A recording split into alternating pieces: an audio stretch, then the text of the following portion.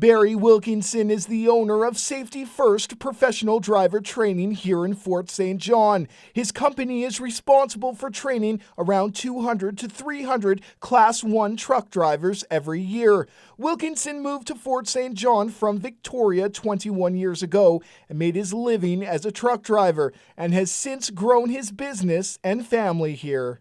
Something I really didn't see in the city. I met some good people there in the city, but it wasn't as collective community-wise as it was when I moved up here. It really opened my eyes at the time.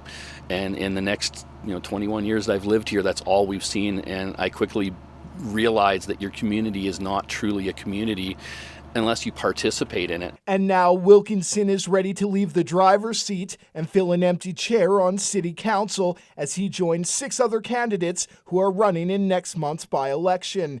Wilkinson says he's had an interest in politics that began in high school, and his family has been actively involved in politics here in Fort St. John.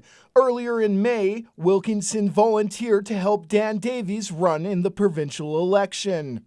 They've got to make decisions that don't work for every single person, but they work for a community, a province, or a country.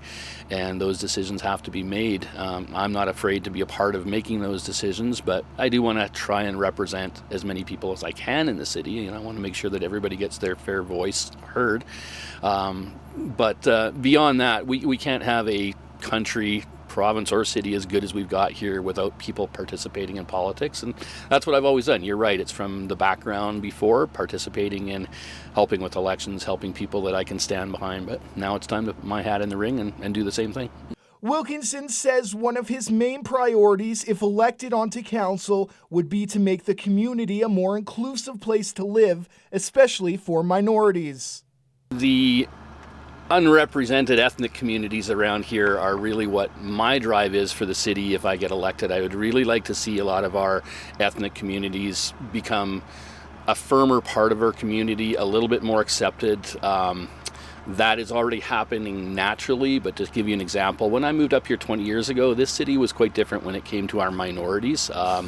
It was not the most welcoming place for minorities, let's put it that way. And thankfully over the years that has been changing, but I would like to make a push to see it more acceptable. I would like to see people more welcome in this community. The first advance poll will be held on August 31st, with the second advance poll set for September the 6th. General voting day is on September 9th. Brendan Miller, CJDC-TV News, Fort St. John.